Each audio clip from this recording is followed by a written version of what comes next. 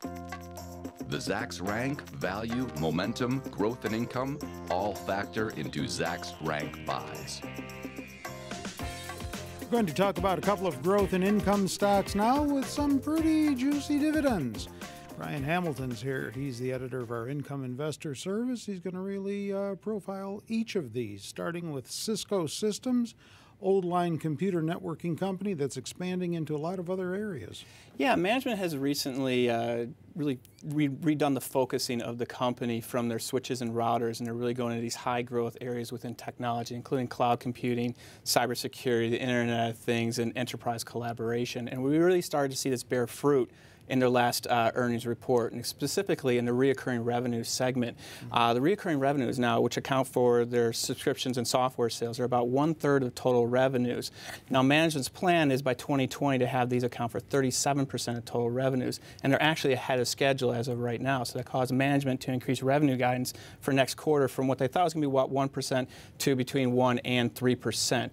Now, there's two other areas they're really pressing into, first being cybersecurity. Now, they recently reported that they're partnering up with Interpol, the European crime fightings, for cybercrime. And then secondly, they rebooted their Street Smart program, which takes sensors, street lights, and traffic cams and puts them on one nice platform for cities to use. And that's actually being currently used in 34 cities, including Vegas. Oh. Yeah.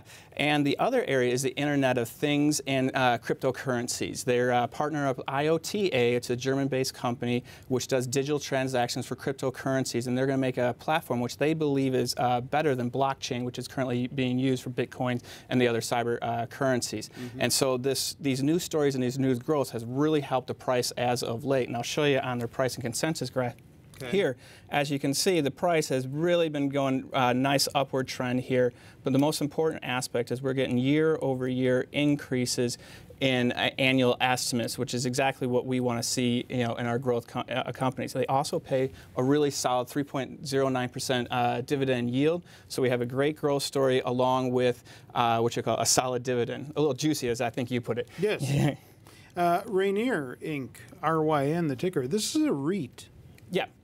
This is more of a story about housing, building permits, and increased demand in China. First, housing, building permits, and housing startups. Startups were up over 13% in the most recent report, and permits were up over 5% of the recent report. Now, this company has three main areas. They have the U.S. South, the Pacific Northwest, and New Zealand, which all three of these divisions saw increased harvesting volumes, and they also saw net sales up over 15%.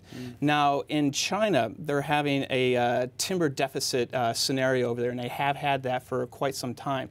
Between 2012 and currently, in their last quarter, they've actually exported 8 times the amount of timber that they had previously done in 2012. Now, this increased demand overseas in both China and India is expected to continue because this deficit is expected to grow over in those areas.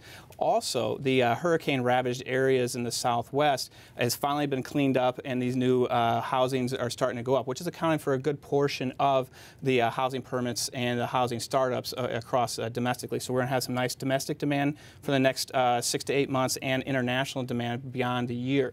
Now, I want to show you their pricing consensus graph. As you can see here, the company had really been having some difficulty times from 2014 and have been, struggled through 2016. But we're seeing a nice little movement up in 2017, and most importantly, increased annual estimates are going here. So we have a nice story where it's still kind of an inexpensive stock, but it also pays a really nice 3.25% annual dividend. All right. Do you own either one? No, I don't. All right. I'm glad I asked. Don't forget to check out more stock information on our website, Zacks.com. It's always there for you. Commentary, stock picks, stock picking strategies, and more, including data. And some articles by Brian here from time to time as well. Get on over to the homepage, Zacks.com. Check it out with Brian Hamilton. I'm Terry Ruffalo.